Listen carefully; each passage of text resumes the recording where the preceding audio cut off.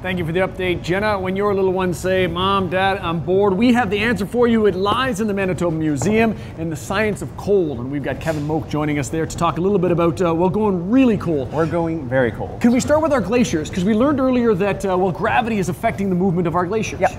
So here we can see we've got a higher slope, so gravity has a little bit of a pull. If you remember your basic physics, the higher the slope, bigger the pull of gravity, and so we can see our glacier has moved right down almost to the bottom, and then with the lower slope, of course, a little bit more gentler, taking its time. And that's why glaciers move at different rates depending on the terrain that they're going over. Exactly, yep. Okay, so now we're going to go, well, that's, we said ice is -2 Celsius. Around, yeah. How cold are we getting when we get into this We're stuff? going 196 below. That's the temperature at which liquid nitrogen starts to boil. Okay. Yeah, so it's actually a little bit below that, closer to about -200 degrees C. So first off, kids, don't try this at home. No, this is definitely not something you should be trying at home, but if you manage to catch one of our school programs during your school year, you might see a little bit of this during your program. All right, so what are we going to do? So first things off, we're just going to show a little bit of difference. I'm going to get you to grab one banana there and a nail, and I want you to sort of just hammer that into the wood with your banana. Like so just give it a good whack. Yeah. As you can see, not very effective. Failed miserably. But if you have a little bit of liquid nitrogen on hand, we'll grab ourselves a fresh banana and... banana for you, sir. Thank you, sir. And we will just dump this in. So while you're dumping, let me ask, what would happen to your exposed skin if you just dunked your fingers in it? If you just dunked your fingers into this, you're going to sort of freeze the water in your cells. Okay. And water expands, of course, when it freezes, and so you're going to burst your cells outright. So you're just going to sort of goo up that sort of region. It's going to be frozen, but when it thaws, it's not the prettiest thing in the world. You're literally exploding the cells in there as they freeze. Cool. Yeah, pretty much. Okay. Oh, and we just lost our banana. That's all right. As I fish that out, people always like to know where some of the colder places are, of course, in and around Earth. I did a little bit of research. Okay.